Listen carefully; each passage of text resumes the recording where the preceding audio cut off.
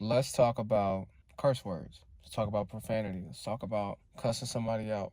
Let's talk about speaking things over people's lives, saying things that can hurt people.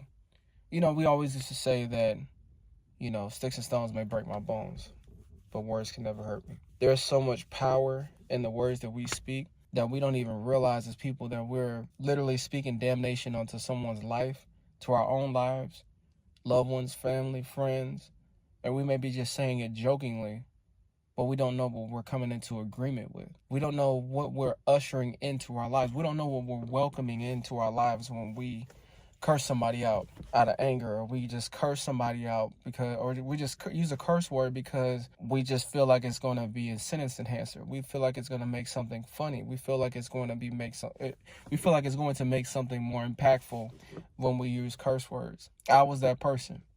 I was that person who thought that I needed to curse in order to be funny. I thought that I needed to, when I make a joke, that I needed to use profane language in order for it to be acceptable in the sight of the world, in the sight of my peers, and in the sight of others.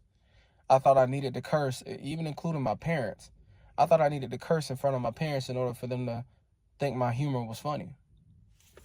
Crazy thing is, we don't realize we're speaking the language of demons. We're literally speaking how they speak.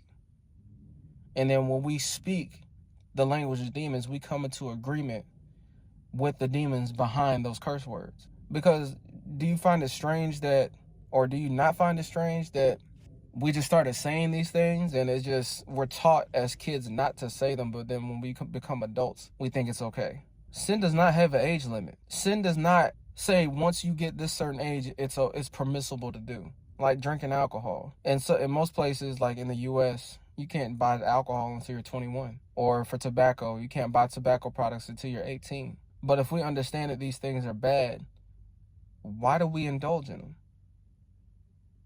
them?